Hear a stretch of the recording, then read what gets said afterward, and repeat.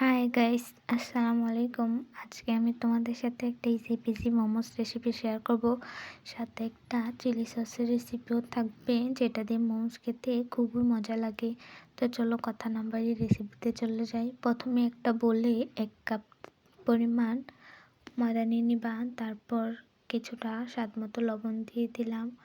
এরপর 1 টেবিল চামচ পরিমাণ সয়াবিন তেল দিয়ে খুব ভালো করে মিক্স করে নিব। মিক্স করা হয়ে গেলে এখানে আমি নর্মাল পানি দিয়ে একটা ডো করে নিব।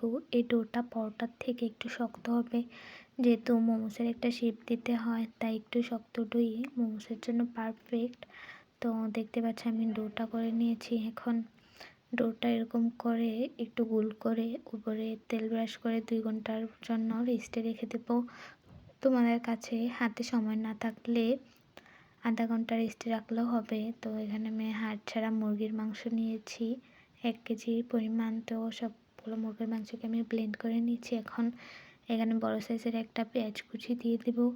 তারপর 2টা কাঁচামরিচ কুচিয়ে, 2 টেবিল চামচ পরিমাণ স্প্রিং অনিয়ন, 1 টেবিল চামচ পরিমাণ আদা রসুন বাটা, 2 টেবিল চামচ সয়া সস দিয়ে দিলাম। তারপর স্বাদ মতো কিছুটা লবণ, 1 টেবিল চামচ থেকে কিছুটা কম পরিমাণ শুকনো মরিচের গুঁড়া আর কিছুটা টেস্টিং সল্ট দিয়েছি। এখন সব কিছুকে খুব ভালো করে মেখে নিব। এক্ষেত্রে লবণটা একটু বুঝে দিবা, যেহেতু এখানে আমরা সয়া সস অ্যাড করেছি। তো দেখতে পাচ্ছ মেখে নেওয়া শেষ। এখন এখানে আমি গরম তেল দিয়ে সব কিছু মিক্স করে নিব। এখান থেকে অর্ধেকটা পুর আমি একটা এয়ারটাইট বক্সে রেখে সংরক্ষণ করব। তোমরা চাইলে এরকম করে 1 মাসের মতো সংরক্ষণ করতে পারো। দেখতে পাচ্ছ অর্ধেকটা সংরক্ষণ করার জন্য রেখে দিয়েছি। এখন চিলি সস বানানোর জন্য একটা ছোট জায়গায় 2 টেবিল চামচ শুকনো মরিচের গুঁড়া, স্বাদ মতো কিছুটা লবণ, 1 টেবিল চামচ থেকে বেশি পরিমাণ সয়া সস আর 1 টেবিল চামচ পরিমাণ টমেটো সস দিয়ে গরম তেল দিয়ে দিব। এখন খুব ভালো করে মিক্স করব। মিক্স করতে করতে দেখবা একটা সময় খুব সুন্দর একটা কনসিস্টেন্সিতে চলে এসেছে। একদম টমেটো সসে যেমন কনসিস্টেন্সি থাকে সেরকম। দেখতেই পাচ্ছ আমার সসটা হয়ে গেছে। এখন এখানে আমি কিছু স্প্রিং অনিয়ন দিয়ে মিক্স করে একটা সাইডে রেখে দেব। এখন মোমোস স্টিম করার জন্য একটা স্টিমারে তেল ব্রাশ করে একটা সাইডে রেখে দেব। দেখতেই পাচ্ছেন মোমোসের ডোটা কি সুন্দর সফট হয়ে গেছে। এখন ডোটাকে একটু মথে নিয়ে 4টা বড় বড় লেচি কেটে নিব। দেখতেই পাচ্ছেন আমি এখানে 4টা লেচি কেটে নিচ্ছি। 4টা লেচি কেটে নেওয়া হয়ে গেলে একটা লেচি নিয়ে একটু মথে এরকম করে একটু লম্বা সাইজ করে নেব। এখন এখান থেকে ছোট ছোট মোমোসের জন্য লেচি কেটে নেব।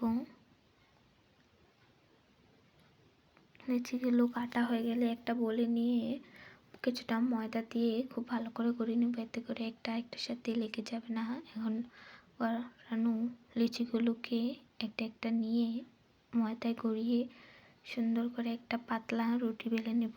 মোমোসের জন্য যত পাতলা করে বেলা যায় ততই ভালো, খেতে মজা হয়। দেখতেই পেয়েছেন কতটা পাতলা করে বেলে নিয়েছি। এখন মোমোস মাঝখানে কিছুটা মোমোসের পুর দিয়ে 4 সাইড থেকে পানি লাগিয়ে আমরা শাড়ির কুচি যেভাবে ভাঁজ করি এরকম করে এক সাইড থেকে ভাঁজ করতে করতে পুরোটা সাইড ভাঁজ করে নেব। আসলে এটা আপনাদের দেখে বুঝে নিতে হবে এবং খুব বেশি বেশি প্র্যাকটিস করলে আপনারাও করতে পারবেন। আমি খুব ভালো একটা মোমোসের শেপ দিতে পারি না, তবে যতটুকু সম্ভব পেরেছি দেখিয়েছি। এখন আরেকটাও মোমোসের শেপ করে দেখাবো। এখন মাঝখানে পুর দিয়ে 4 সাইড থেকে নিয়ে একটু ঘুরিয়ে দিবেন, দেখবেন একটা সুন্দর মোমোসের শেপ হয়ে গেছে। চাইলে এভাবেও মোমোস তৈরি করতে পারেন। তো মোমোসগুলো আমি স্টিম করতে দিয়ে দিয়েছি। এখানে আমি রাইস কুকারে স্টিম করতে দিয়েছি। মোমোস হতে খুব বেশি একটা সময় লাগে না, এই 7 থেকে 10 মিনিটের মধ্যে হয়ে যায়। আর মোমোসগুলো যখন তুলবেন, যদি দেখেন মোমোসগুলো কালার চেঞ্জ হয়ে গেছে আর ফুলে উঠেছে, তখনই বুঝবেন মোমোসগুলো হয়ে গেছে। তো এখন মোমোসগুলো আমি একটা প্লেটে তুলে নিচ্ছি আর কিছুটা স্প্রিং অনিয়ন দিয়ে সার্ভ করছি।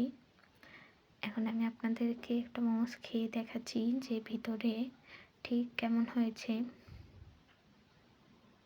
আর এই মোমোসগুলো চিলি সস দিয়ে খেতে কিন্তু খুবই মজা লাগে, খুবই টেস্টি হয়। আমার বাসার সবাই খুব পছন্দ করে।